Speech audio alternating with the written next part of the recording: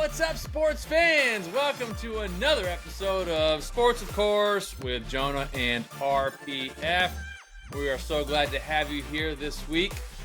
We are off to we had some life happenings going on. We got a little bit of a late recording, so we're gonna go back. Some of our programs gonna go back to Thanksgiving, which feels like last year almost. But and actually, probably none of us even really remembered the games from Thanksgiving anyway. But yeah, we're going to cover that, recap real quick, and then we'll get into this week in football and a couple of new things we've got on the slate, covering some NCAA football. Is that right, RPF? NCAA football this week? Oh, my goodness. But hey, before we get into that real quick, you can listen to us everywhere you listen to your podcasts, Apple, Spotify, Podbean, all the great platforms. You can also find us socially over on Instagram and X, and as well as our dedicated YouTube channel. Head to any of those platforms, type in Sports, of course, with Jonah and RPF. And we'll pop right up for your listening and viewing pleasure. RPF, without further ado, how are you, my friend? I'm really well. Finally, after it's been a rough road getting here because of you know my other day job, but in a good way. Here's the punchline. A couple of things come to mind. It's been so long since we spoke, which has only been like 8 days, that the Cowboys have had 2 games. And it's shocking. It's shocking because they're both consistently kind of great in their presentation, which is different than the whole roller coaster up and down, Jekyll and Hyde, as we've been calling them. Secondly, but more importantly, I'm just now getting over how incredible your wife did for Thanksgiving. And tablescape and that Martha Stewart, like those pies, that food, your crazy family, which is hilarious. I literally had never. We were coming home thinking, it got so late that we stayed overnight, and then I was watching. If you can imagine this, please picture this: the first game, Black Friday game ever for my beloved Dolphins. I don't know what gives it away that I'm a Dolphin fan, but Dolphins are playing for the first time ever at MetLife Stadium in New York on Good Friday, which the first team ever in the NFL, and I'm watching the game on my telephone, on my iPhone, driving home, to tell you how much we enjoyed Thanksgiving. That's awesome. I mean, it was like crazy. And of course, huge stretches of between nowhere town, right?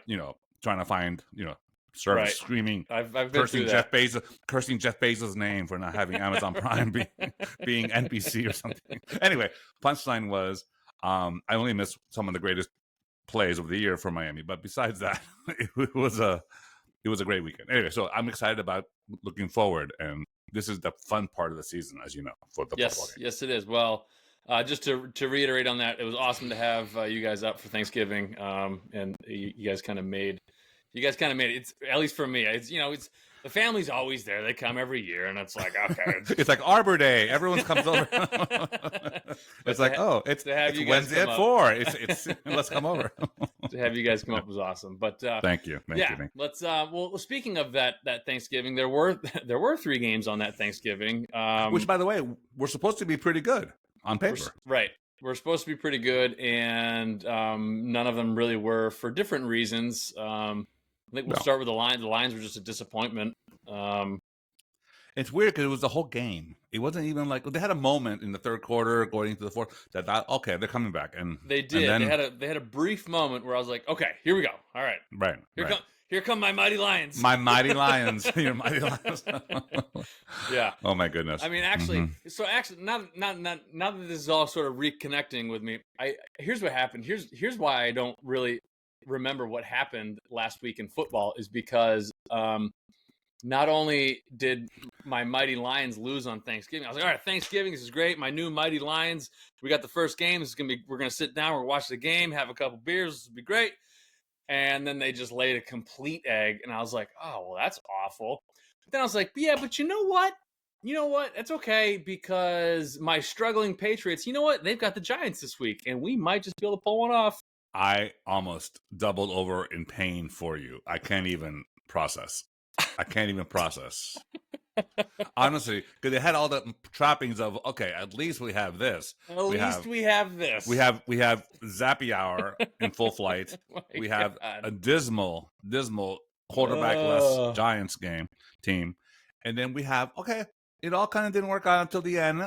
We have a chip shot to win the game, and not so much. And Oh my goodness. I felt. I mean, if anything stuck, was the nail in the coffin for your Hall of Fame coach there, I think this is going to be a very cold week for him. To Yeah, kind of it makes face things facts. very It's interesting. It sure does. But it's I time to digress. coach. It's time to coach your granddaughter's soccer team. Yeah. You're right. There's a movie. What is it? Is it Kicking and Screaming? Will Ferrell and Mike Ditka, where they coach. Mike Oh, Ditka really? helps coach Will Ferrell's son's soccer team. It'd be very, very similar. It'd be very funny. It's awesome. They got Mike Ditka is out there and he's like smoking a cigar. It's like little kid soccer. He's out there smoking a cigar and he's like, "Oh, you gotta hit him, run faster." Bill Belichick would be like, "Just win. Yeah, do your job. Do your job. Man.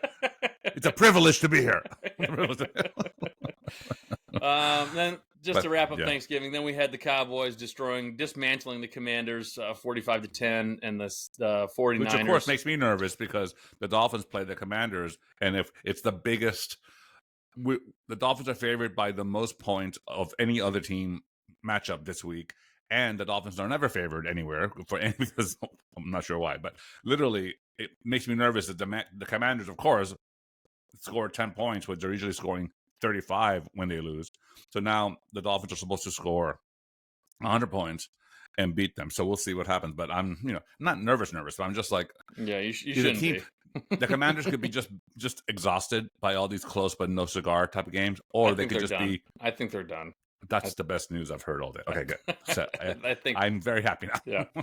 And then the 49ers beat up on the Seahawks 31-13. The 49ers looked really good. We've been over this before. I think, the 49ers, to me, if everyone's healthy, they are the best team in the NFL. The problem with them is if one person is missing, a bad manicure could throw off their whole season. A bad manicure could throw off the entire season. Christian McCaffrey gets like a Brazilian wax that hurts too much. Then we're in trouble. Not that from the looks of it, from his practice, doesn't look like he needs much waxing. But anyway, the point is that I will tell you this: that I believe the teams are pretty set for the divisional playoffs. Okay, for this, not even the wild cards. I'm talking about the 4 teams that on each conference that you sit there with a bucket of beer and popcorn and wings, and this is going to be the greatest football day ever, weekend ever. And that's, I think those 4 teams are evident. They're separating themselves from the, what's it called, the expression, the shaft from the corn, or whatever it's called. Anyway, it's some white people shit. I don't know. I'm unfamiliar.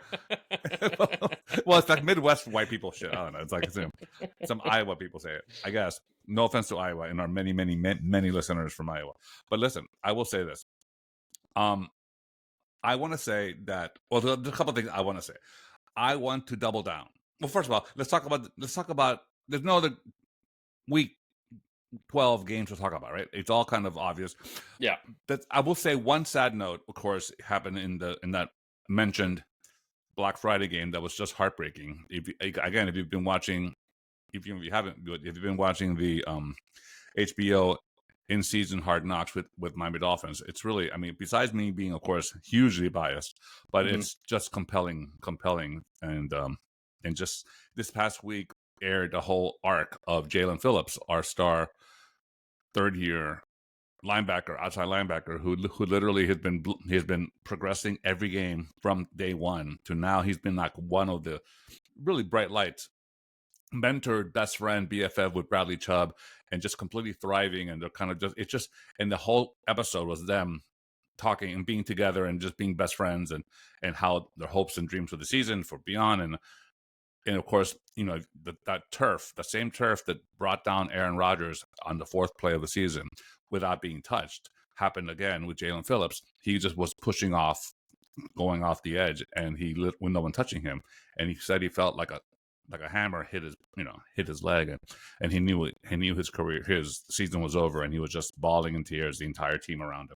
Anyway, but he's going to come back stronger than ever. But all of that said, that the HBO Hard Knocks and Quarterback on Netflix are two really I really want to emphasize, people who haven't had a chance, who love football, whatever team you follow, it is as good as television gets. If you love quality and you love this sport, you can't go wrong with those two. Yeah, the those the two really shows. great thing about them, again, for those that haven't watched or maybe even aren't that into football, is that to me it really does a great job of sort of humanizing the players, Yeah. right? So it makes them almost relatable in a way. I mean, yeah, what part of quarterback show is like Mahomes picking out his $500 million home, Yeah. but Which putting green am I going to put on? but it does show you that they, there is, we often don't think of their lives outside of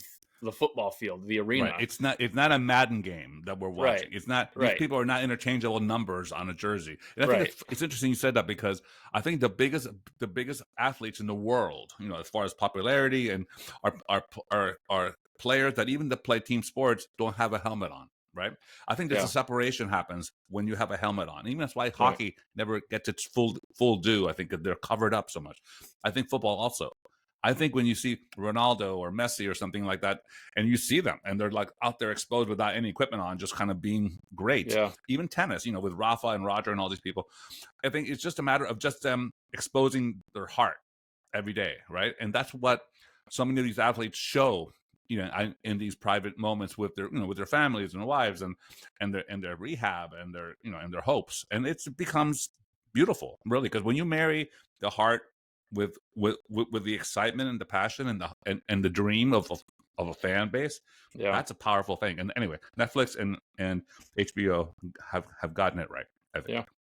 Yeah, great job. Anyway, so that's the last thing about the Thanksgiving weekend. I think did you have anything else for that? There was one other game. There was the Bills-Eagles that went to overtime. Oh, of course. I'm sorry.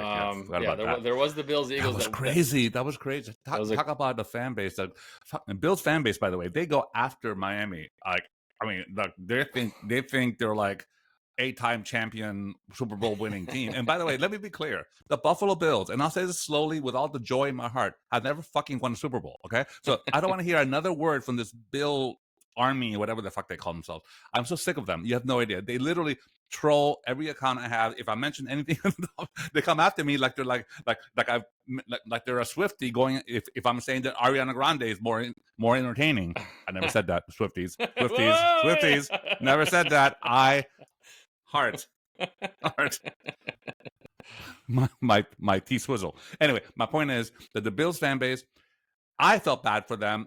Doesn't make me feel good again. I'm feeling bad for the Jets in week 1, feeling bad for the Bills, and feeling bad for the Patriots the entire year, essentially. What is happening to me? I am becoming too soft. I want to put my foot on their throat and stomp down, and be that Tom Brady who doesn't give an F about anybody and just powers through.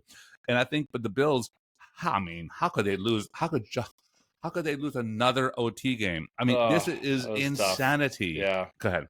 But tell me your thoughts. I mean, I don't have a whole lot other than it was tough. I mean, it was like, you're right. No, you're right. Like it's obviously my team's awful, so I'm just kind of looking for other teams to root for.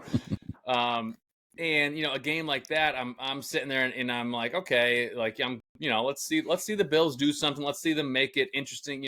I'm not a Dolphins fan, so for me, I'm like, hey, let's have the Bills win, so they're kind of back on the map, and now we have some sort of competition going on, and good for football type of stuff, and brings the Eagles down, and allows the rest of the NFC to kind of catch up with them.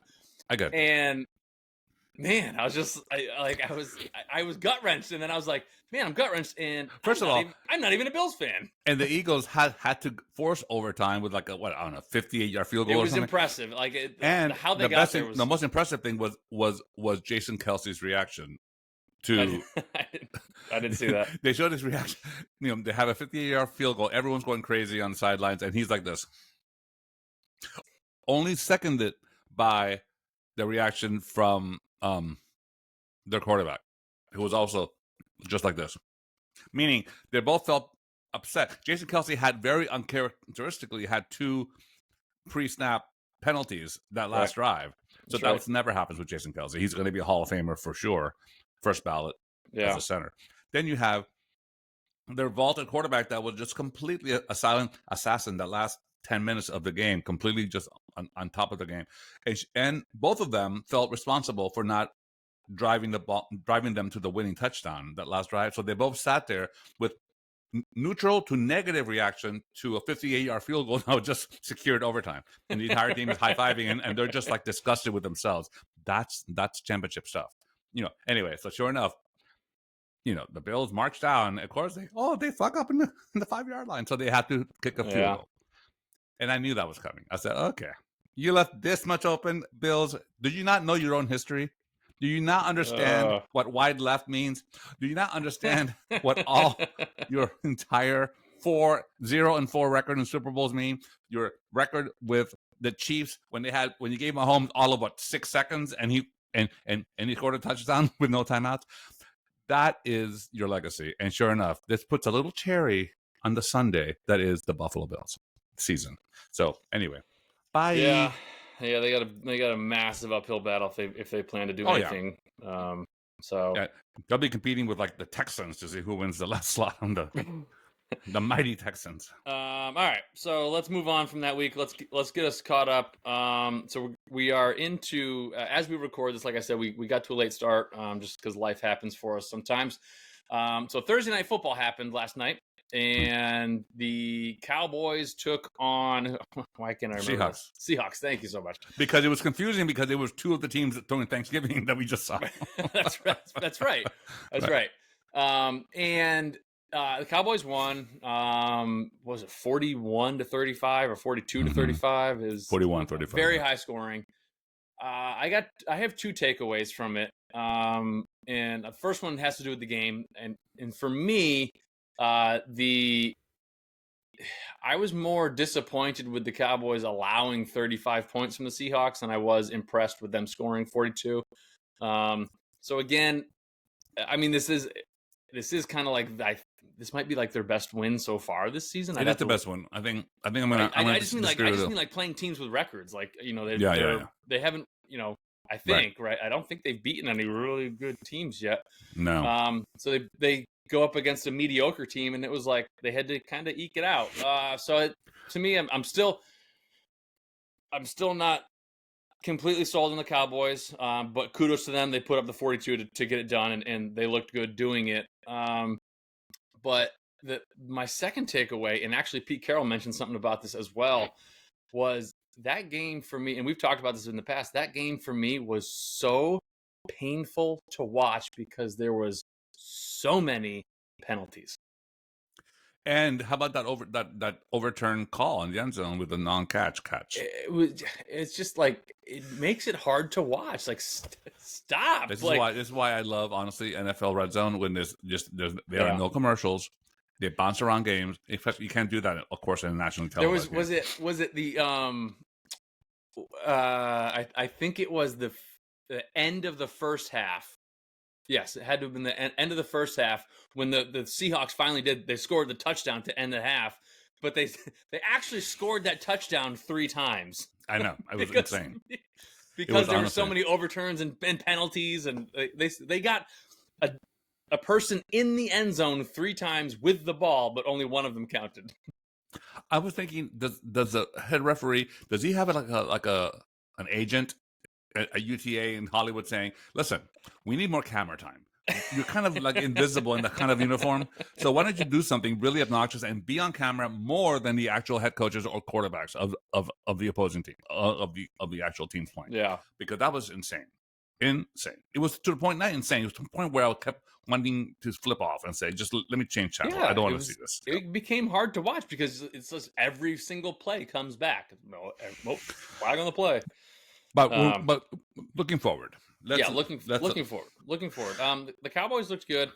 I will say I would like to see. So this week, I was hoping the Bills would do it, as I mentioned, to the Eagles. But this week we have. I'd like to see the Eagles get taken down here, so that because the Cowboys are looking good, that lines us up for the week after.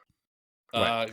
There's 2 weeks back to back that are really big games. Yeah. Yeah. The 49ers and Eagles are this week.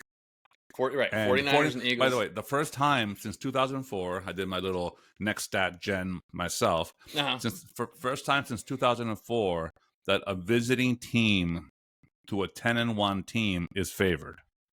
So the Niners are favored by 3 points Wow. going into this broadcast. At Philly at 10-1.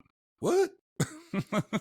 I mean, if Jalen Hurts doesn't get like motivated with that, I don't know what. Yeah. Like you said, like we said, Brock Purdy is a sun tanning bed, incident away from not having any success anywhere, let alone in Philly with these drunk fans screaming at him. So it's going to be. I mean, that's going to be the only. Truly, if you think about it, we have to put everything down. That's the best game and the only game to watch this whole weekend. If you have to have one game. There aren't a lot. No. there Thanksgiving and Good Friday and Black Friday has literally depleted all the options otherwise. But yeah, actually, it was a Good Friday for me as a Dolphin fan, except for the whole Jalen Phillips thing. You don't think the 49ers can pull one off?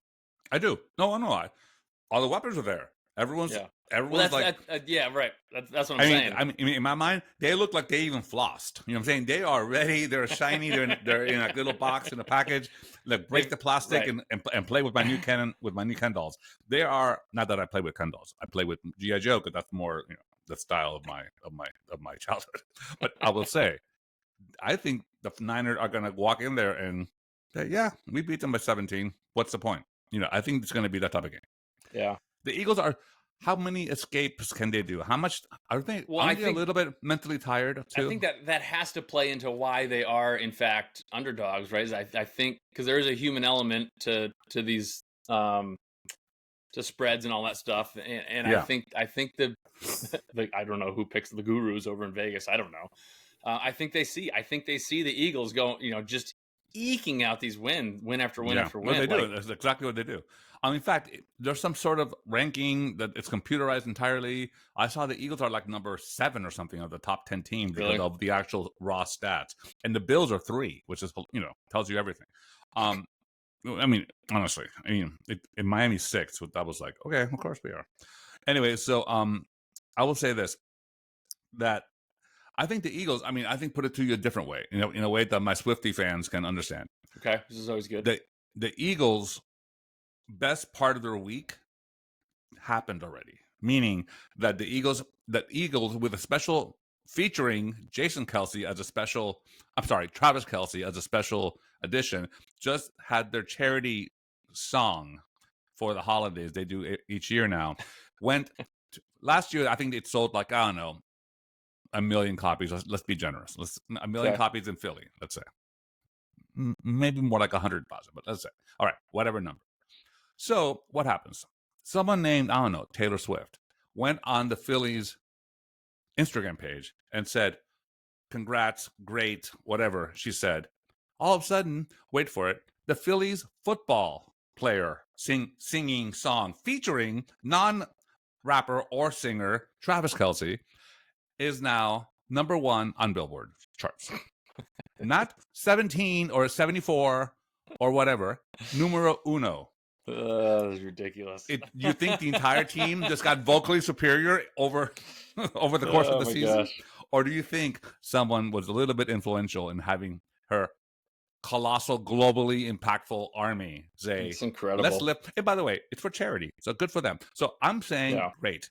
Eagles, you've had your moment. This week on Sunday will not be your moment. I think it's going to be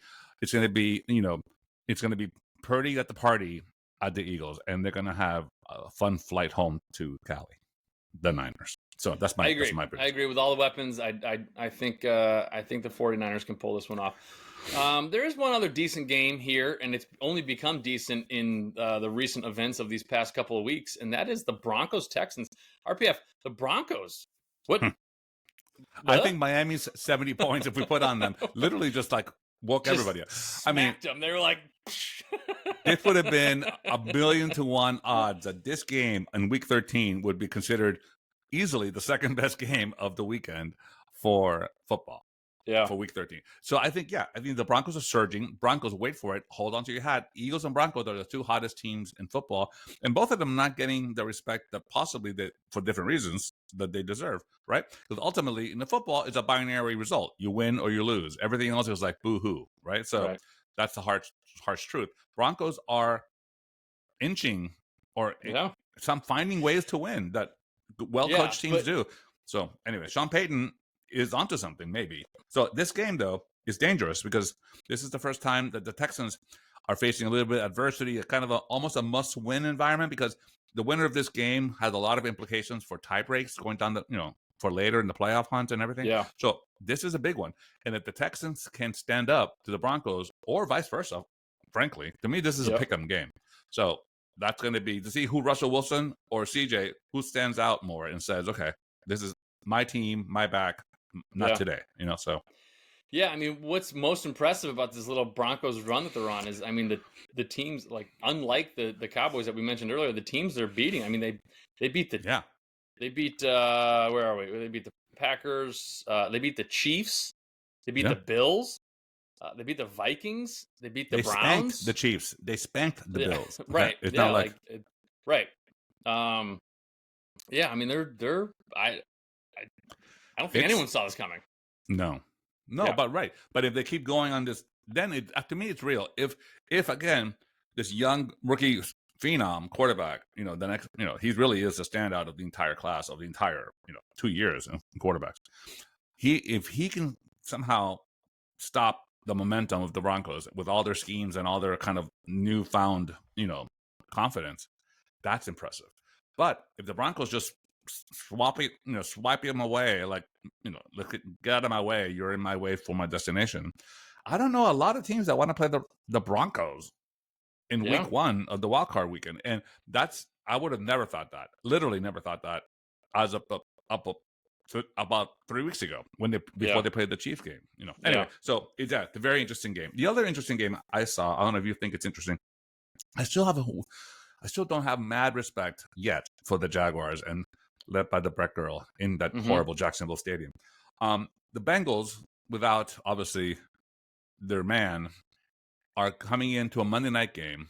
Monday night has a weird thing that does weird things to different players. It elevates you. It makes you more nervous and kind of paralyzed because like your cousin Billy, who never had confidence in you, is watching. So you're like, oh no, and all of a sudden you drop the game winning 80-yard pass. So I have a hunch. This is my upset special. I'm not even sure what the spread is on this one. Should be about a touchdown for the Jags.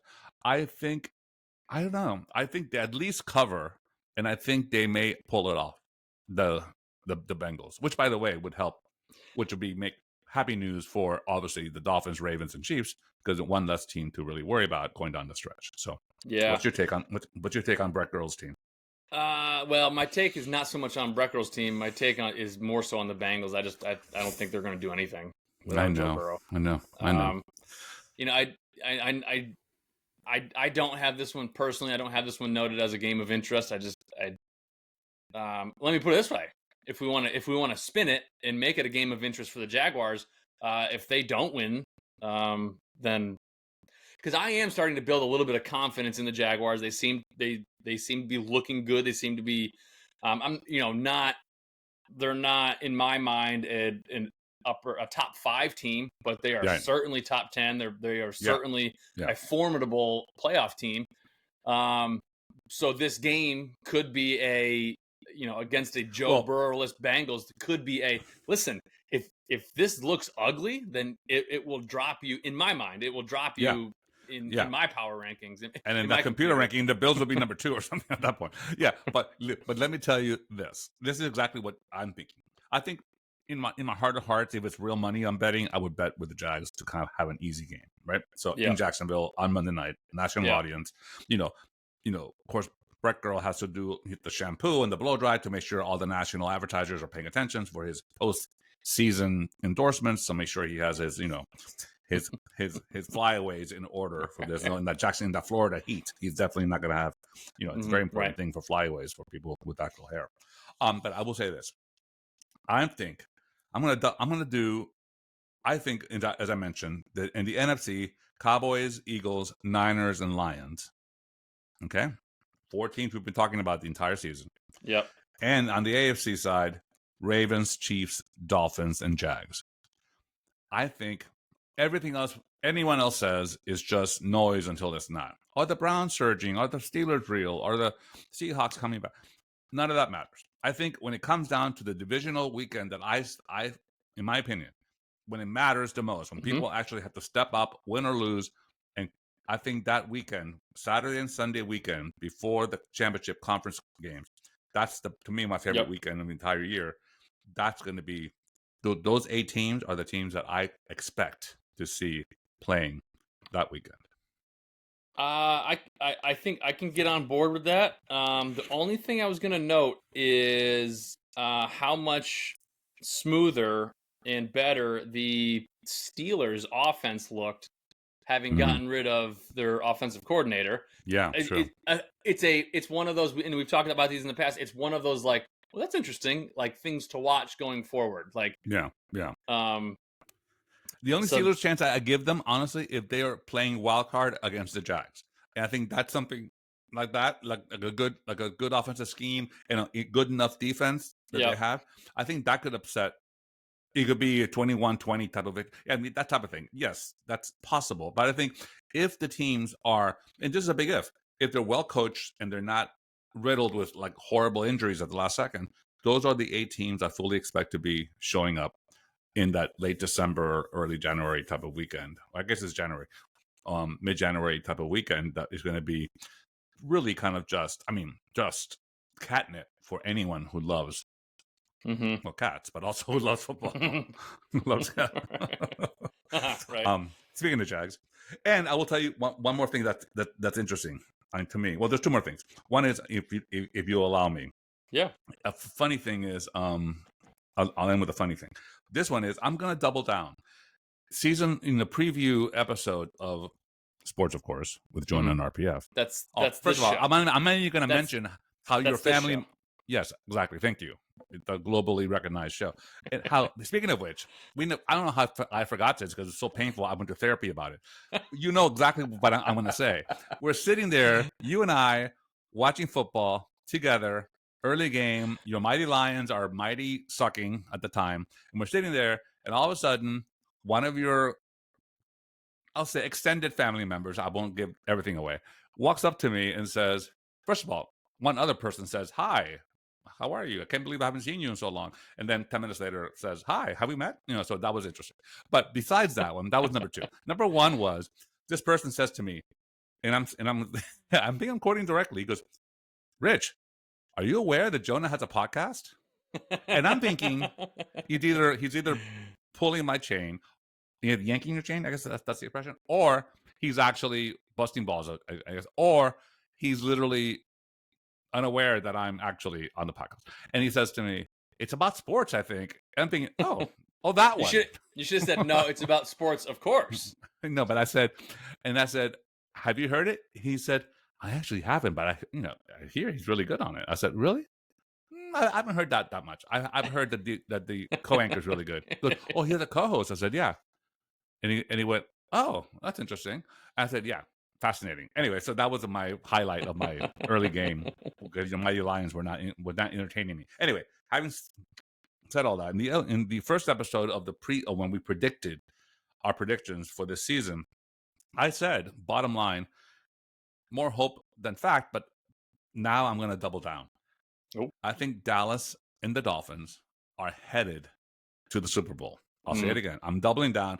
Secondly, more importantly, which is more and more kind of like dramatically, I think this Super Bowl, Dolphins and Dallas in Vegas, will be the most watched, the most fun, and the most bet upon sporting event in a decade. I'll say it again. Most watched, most fun, most bets. And we have Usher at halftime. So I think Dolphins, think about it, just as a football fan, separate emotion from the teams that people love. Dolphins and Cowboys, ostensibly both surging at the same time with these type of like dynamic offenses, interesting quarterback stories, weapons on the side, Micah Parsons, Tyreek Hill, everything's coming together. I think that would be a really fun, like a kind of a potential game there. And I think, anyway, so I'm doubling down, Dolphins and Cowboys, at least until next week when everything falls apart. But right now, I'm saying Dolphins and Cowboys doubling down. What's your take on my double down? It can't shock you if I'm right? I mean, My take is that I just again I have on both those teams I have to see more. My take is that both of your teams you have in the Super Bowl have yet. Well, the Cowboys won against the Seahawks, but have yet to perform well against good teams. All of their wins come from beating up on the JV teams. So. Listen, would it shock me? No, because both of them are extremely talented. Would it shock me that come the playoffs, Tua and Tyreek Hill just go for like 250 yards every game? Like, it wouldn't. It's just like oh my God, from your lips.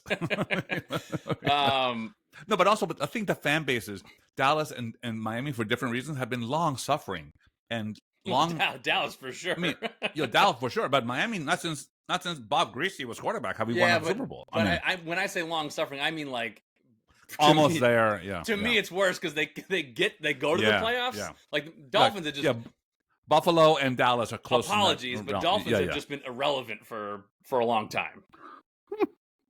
Okay, I'm gonna triple. I mean, I get it. Listen, we had Tom Brady to compete. When was the last time they made the playoffs? 10 years. I think it was like crazy. Yeah, it was 10 years. Yeah, it's a long time. But no, the Cowboys, they get there and then bleh. And Tony Romo, like, and the ball falls off his hands or something. Yeah, that's true. I'm just saying, but the fan bases I did say for different reasons have been hungry, like every fan base. But this is just like it's time for either of those two fan bases to get some reward, I think. So, anyway, so that's one thing. Go ahead. So when we did the predictions preseason, we did the predictions assuming that barring injury. So if we're barring injury from the equation, I'm going 49ers from the NFC for sure, and then AFC. Man, AFC's really tough. It is. You know what I'm telling? Dolphins at Ravens the week before last. That'll be a big one. That's going to be a very telling game. That'll be a very big one. The AFC to me is wide open, and again, I guess this might be why it wouldn't shock me to see the Dolphins in the Super Bowl, because they're in the mix, yeah. I don't know, like none of them really stand out to me as like, oh, that team's awesome. Like you're tempted to say the Chiefs because they're always there and they're always good, but they're really not that good. Like you said earlier, the Broncos beat the tar out of them. Like, they have their missteps big time here and there. And, the Ravens, it'll be interesting to see, they lost Mark Andrews, and, I'm interested. Yeah. That's a big piece of their passing game. That's a big piece of their yeah. Is that Kelsey? It's like their Gronk, right? It's like Kelsey, yeah. It's like their or Kelsey for sure. It's like he's the big guy in the middle. He's a big monster, and you throw the ball in his direction, and he just. Speaking of Kelsey, let me tell you one quick aside that I found interesting. Of course, I listened to Tyreek Hill between games because he's everything he says is page 6 inducing, like headline news, and ESPN. And Stephen A. Smith goes crazy and it starts screaming. Tyreek Hill said two things that are interesting to me in the same interview with CBS Sports. He said just yesterday, which is Thursday for us here, or for the world, that's not just for us. He said that the current Dolphins team he's on is far superior to the 2019 Chiefs team that won the Super Bowl.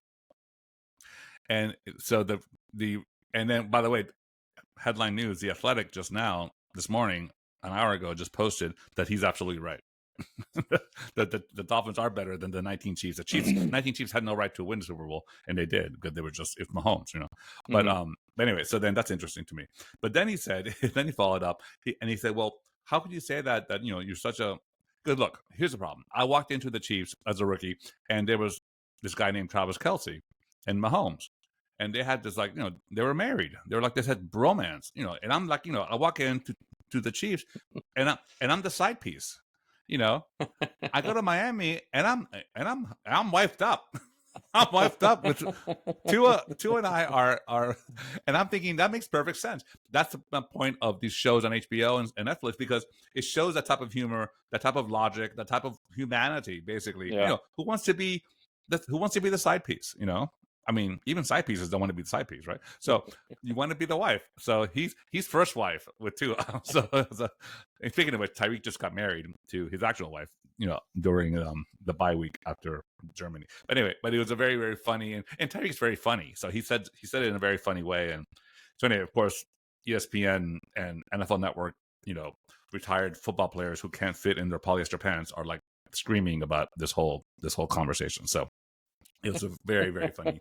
And Tyreek did exactly what he does. He just like throws up the grenade and walks away, let everyone explode around him. He's like, okay, have fun this week. See ya. Yeah. That's funny. Anyway, so that's football to me this week. And it's it's going to be, it's getting to it's like we said, it's the fun part of the season. So it's going to be fun to see.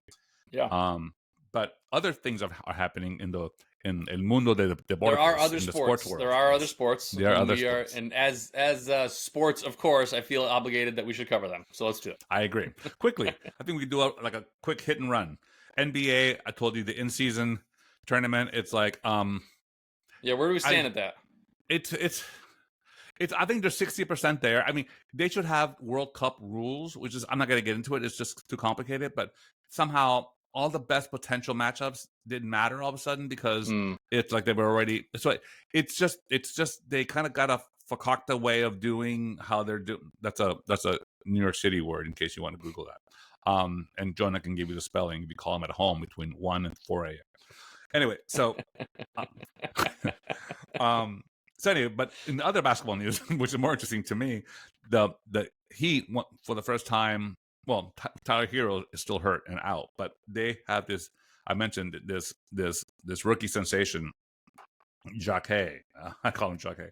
And he is amazing. Anyway, the Heat won an incredible game last night against the Pacers, Indiana Pacers, which is a big rival of theirs, of course, a big power in the East. But the games, the basketball, where's the defense? I don't know if anyone follows basketball this early, but it's just like, I mean, even last night, the Heat won 145 to 137. I've noticed scores. Right? It's like are the I think the refs are told not to call so many chippy calls, like kind of the reaching in, barely touch you fault. Hey, hang on, is it just me? Let's talk, like Jonah used to say. Can we talk? When I've been watching basketball since I was like 7, which is only like a couple decades ago. I still, to this day, even in super slow-mo, and when they do the replays and everything, at least half the fouls I don't get. When someone goes up vertically, with somebody who's shooting and comes straight down, and the person shooting leans in to their chest, and the guy's not doing anything, how is that a foul?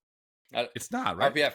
RPF. So this is deep. Am I the only one? Am I the only one? No. This is deep rooted into why I never got into basketball.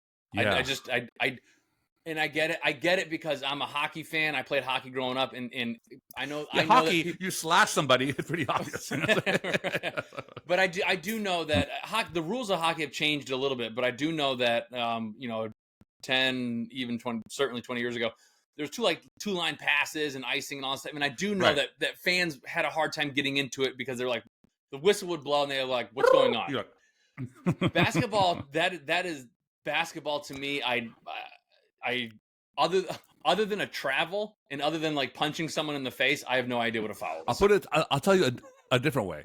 I have never, and I've seen literally thousands at this stage of my life, thousands of basketball games, pro NBA games. I don't recall one game that went from commercial to commercial without a penalty being called. It's literally insanity. At most, every 4 times back and forth, there's a penalty. At least. Usually, every time they go down the field and down the court. Yeah. And it's just, and half the time, I don't even get it. I mean, I'm pretty savvy about this stuff. I literally, and by the way, they never call palming, which when I was a kid, that was a big deal when you palm the ball. And all these players are now like this is the rookie basketball bouncing is palming, and then all of a sudden, 3 steps is okay when you go up for a dunk. Like, it's like Godzilla in Tokyo. All of a sudden, you're like, what? What happened to like having to have 1.5 steps? The highlights on ESPN, like the top 10 all the time. There's some big dunk, and they're like, look at this dunk, and I'm like, Isn't that against the rules? And what was the rule that you can hang on the rim for 20 minutes? After a dunk. I think Shaq that's the Shaq rule because he just because was it became more backboards. It became more entertaining to have the guys hanging on the. But anyway, I don't know how this became a rant about the NBA, but it's just confusing to me as a fan who loves the game. The security, I love to see the Butler step back point and the fake outs and the pump fakes and all that stuff is fun, but the flopping had to go, and that's largely been not as bad this year, thank God. Mm-hmm. The fouls that are flopping, people who aren't touched have a mystery concussion as they fall back on the floor. And then you have these just hand checking fouls are just barely touching, if not, or if you shoot a 3-point play and you land on the guy who hasn't moved, it's somehow your fault that the guy landed on your foot. So now you have 3 throws at the free throw line. Anyway, okay, I'm done ranting. I can't fix basketball right now, but I'll just tell you that the tournament hasn't been as great as it could have been because of the rules. Yeah. All right, so but the Heat are back, which is really interesting. Also, let's talk hockey for 1 second. Okay, I know you love this. Yeah, sure. Let's do it. I'm trying to think who it was. It was Pittsburgh Penguin. Well, first of all, they have a goalie, a goalie who is. Yes, I saw this. You saw that? Yes. A goalie who was like in the farm team who shot in an empty nest in his team was winning and the other team was trying to get. So he shot from his goal an empty net goal, which is it's a rare thing. So it's kind of fun to watch. Because for those who don't watch hockey, if you're a goalie and you're protecting your net, it's literally the furthest point from the next net, from the other net, and therefore it's very rare. It's only happened 16 times in history in the NHL when an empty net, and you go to an empty net when you're losing by more than 1 or 2 goals towards the end of the game. You have no choice. You have to kind of have another player come in besides the goalie to be able to have a power play. Because when you take the goalie out, you can put another player on the ice. So it functions like a power play, and that's the most likely time that you could score a goal because you have one more man than the other team. All right. This last night's game, again, it was the Penguins. And Penguins have a long history, of huge. I mean, Lemieux. I mean, everybody in the Pittsburgh history. It's like one of these teams, like the Boston Bruins and the Rangers. Mm-hmm. So the Penguins are up there, and they never had a goalie score an empty net goal. And this kid who just did it a few weeks ago in the farm team was up playing, and he was playing like he was kind of cleaning up the mess. So they were winning by a lot, so it was not going to be hard to It's just anyway they had an empty net. And the guy just took it, and he literally did like a Beckham moment. When Beckham became Beckham was because of that half field midfield goal that was just crazy. He did the same thing. Not only was it an empty net, because most empty net goals that if you've seen, they kind of trickle in and they're bouncing around, and if they bounce one way or the other, it could go in or not. This was like no, this was literally on the fly past the blue line, one bounce straight into the middle of the net, and his reaction was like, yeah. That's what I do. That's what I do. That's what I do. So anyway, it's basically a hole-in-one type of equivalent in hockey of sorts. So anyways, it's not quite as dramatic, but it's a fun moment. I just want to say hockey, don't sleep on hockey. There are a lot of competitive teams playing really well, and it's just really fun to watch. When you see the passing from blue line to blue line, and you see the actual type of the thinking behind, because people think the hockey is just messy, right? It's like rugby on ice, and they don't have but you see the math. You see the angles, you see the geometry, and you see the head fakes, and it's just very beautiful in very important times. So I don't want people to not give hockey a chance, because I think it's also if you have a chance to go see a live game. Oh yeah, absolutely. That changes your mind in 2 seconds. You see everything in front of you, and it's really exciting. It's really fun. Yeah, and it's contained. It's not like 6 hours. You can be in and out in 2 hours. I would even go a step further and say, if you can even just get to even like one of the, I'll call it a minor league hockey game. If you can get one of the minor league games, because those will afford you to get up onto the glass a little easier. Well, you and I went to a minor league game where we did, and that's exactly what I mean. And I was on the ice at halftime. I mean, during the second and third period. I remember. Intermission. We were, you remember, you were like buying a beer and like embarrassed that we were on the ice. But yeah, hockey is fun to watch, to go see live. It's a really, really good game to watch, and a good family game. Hockey, any hockey with you, or are you just happy that we mentioned hockey let's see. Well, so the for our New York fans, the Rangers have been surging quite a bit as of late, and that's true. kind of I think peaked number one on a couple power rankings, taking over Vegas. Technically, Vegas has more points. This is what gets kind of get confusing about hockey's points. But right now I've tied nine games and won one. Yet I have more points than the person who won, the team who won 8 games. But right now, so the Rangers are the second place team in the entire league behind Vegas. However, they have one more win. They have 16 wins as opposed to Vegas's 15 wins. But the more impressive stat is they've done it in three less games. The Rangers are surging. I think the Rangers, talking about the Dolphins and Cowboys in Super Bowl, the Rangers and Golden Knights in the Stanley Cup final, that will create ratings. That will create, New York City will go crazy. All of the Northeast corridor would go really excited about that. It's funny because what sort of spurred me into this research of how the Rangers are doing is over Thanksgiving break when my daughter had no school. I was like, I've been wanting to take her to an NHL game for a long time, and I was like, oh, I wonder if the Rangers have any games because we can take the train down. It's a fun venture. And I'm like, oh, they do. Oh my gosh, that's great. They have a home game during her break. And I was like, oh, and then there's a little button that says, get tickets. And I'm like, get tickets. And the cheapest damn ticket was $180. And I love? What? I love watching Jonah explain the internet to all of us. That's fantastic. There's a button and there's something called a mouse, and you click on it. Yeah. I'm just saying how easy they make. How easy they make. The Rangers used to be able to get a Rangers ticket for like $50 if you were right against the glass, right? Yeah. I was like, 180. Tickets, yeah. I said, and you probably turned to her, if you want Christmas at all, Santa. No, it's funny. Speaking of which, your daughter just kind of smoked you on the gobble 5K run Thanksgiving morning. Yeah, she crushed it. Yeah, she crushed it. It so very, very impressive. And by the way, not to brag for you, but she's kind of like a prodigy golfer. So let's talk about that. We're working on it. We're working on it. Okay, I'm excited for her, and for us, so she can. She's also 11. She's also. Listen, did you not see Carlos Alcaraz videos when he was 11? The tennis player, he was 11. He was already beating up 15-year-olds. Not beating up, beating on the court. Let's be clear. All right, so that's hockey. Speaking of golf, we have and tennis. We have a PGA ATP doubleheader. And the only headline I will give you now, because it's a lot of stuff, is this off season, right? But PGA and ATP. PGA, one word, Tiger Woods. ATP, one word, true. Rafael Nadal. Tiger Woods, this to me, 2024, and I'll say this with all the love in my sports loving heart, 2024 really signals to me the last chance to legitimately see Tiger Woods, and for different reasons, and Rafael Nadal be able to be competitive enough to realistically win a dramatic in fashion.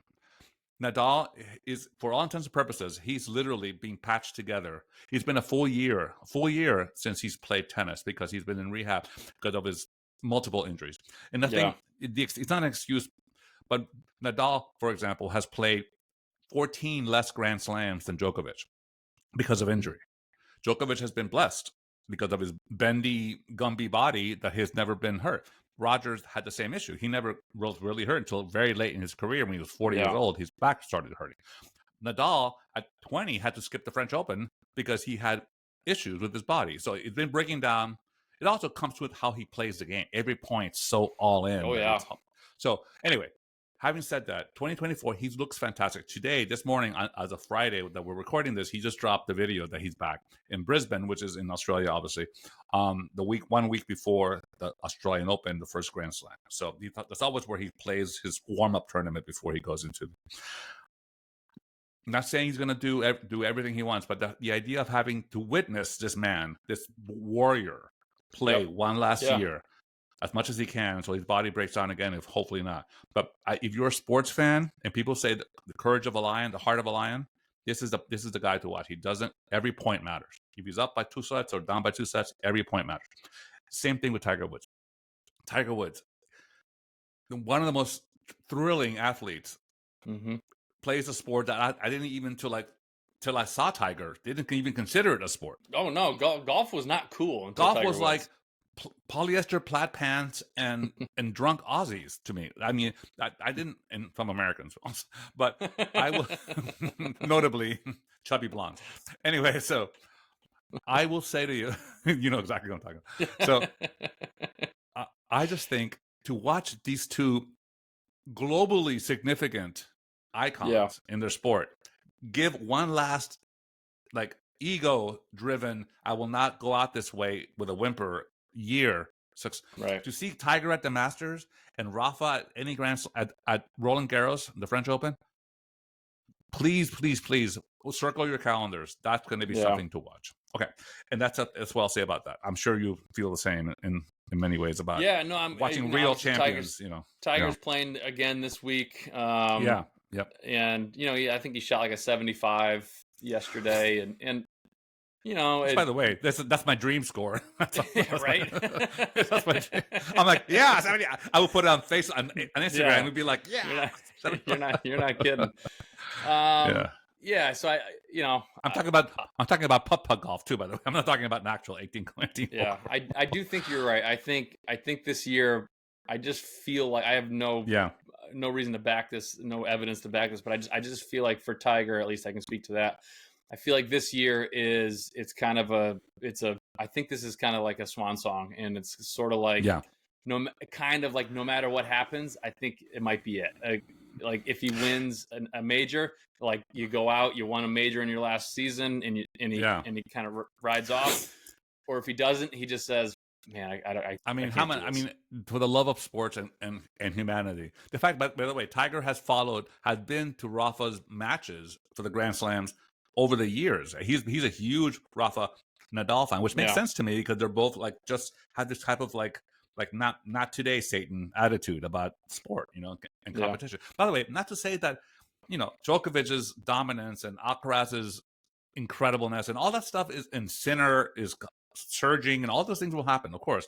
But if I'm in a tunnel watching for better part of 2 decades, been so invested in everything that Rafa does, it behooves everyone who loves sports to watch this. But the idea of of Tiger having a triumphant Masters, or had the idea of Rafa winning one last Roland Garros and just saying, okay, thank you.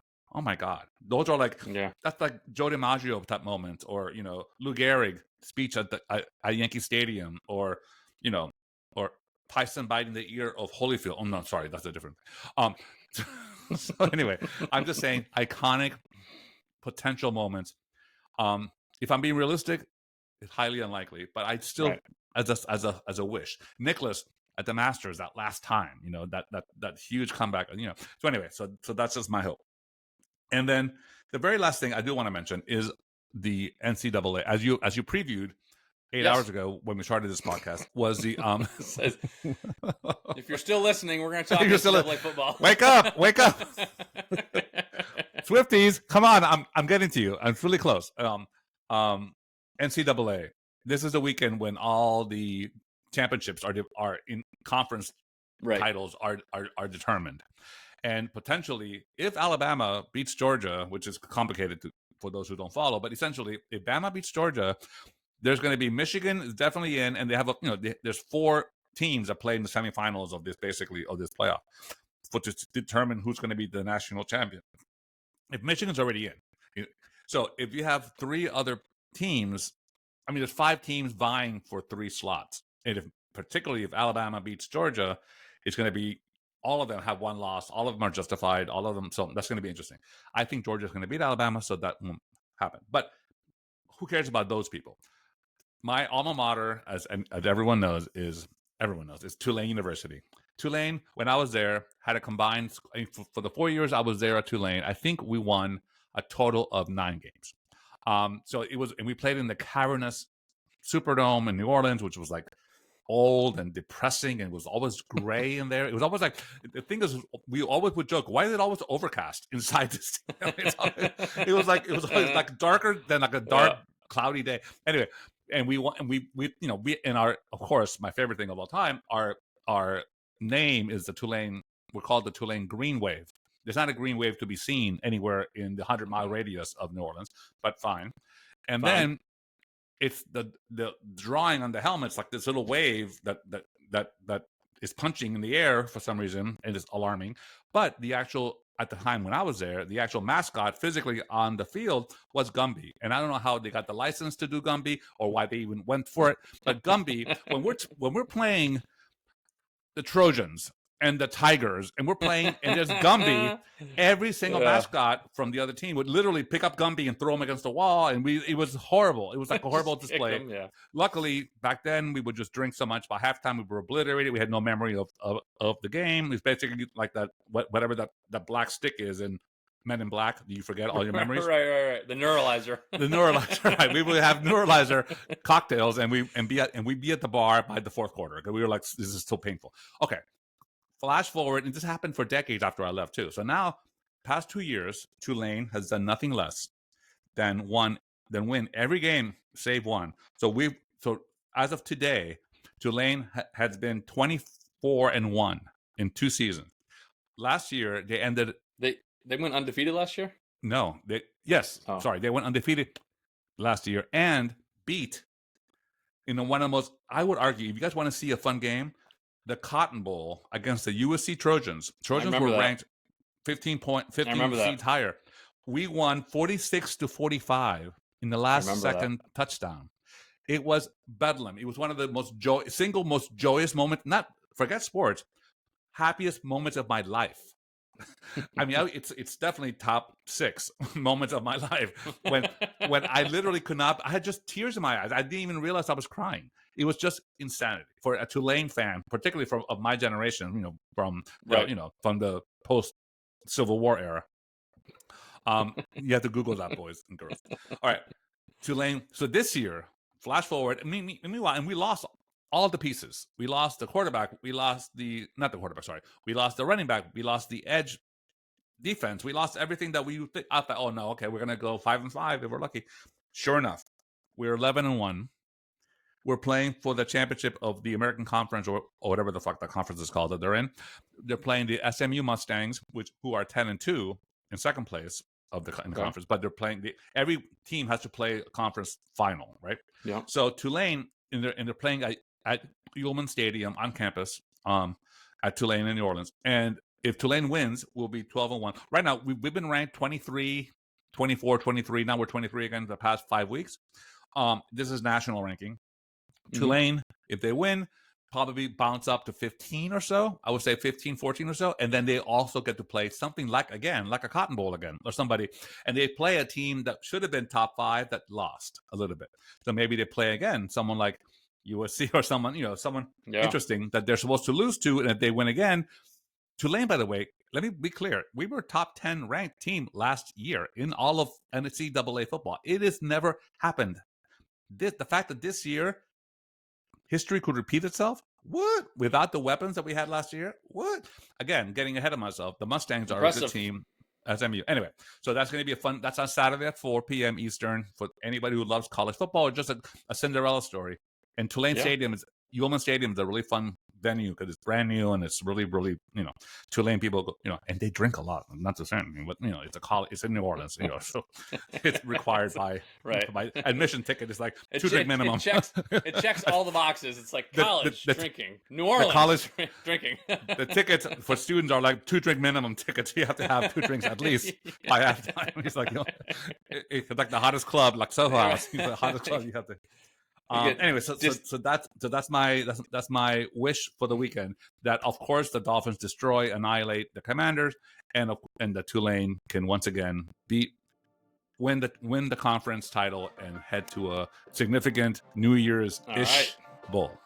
There you go. Ending on a happy note. Go Gumby. Go Gumby. Hey, Gumby. Oh my goodness. That's all the time we have for this show. Thank you so much for tuning in. We had a pleasure with your audience. You can find us anywhere you listen to your podcasts.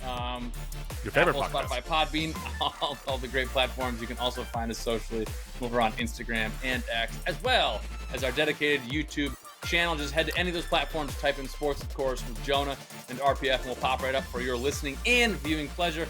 And of course, so that I don't get side-eyed from RPF, like, subscribe, comment, tell your friends. Follow. There's a follow. Share. We can share as well. What else? Tell your friends. Tell your friends. That's all right. Do all the things. All right, man. Thank you so much for tuning in. RPF, I'll see you next week.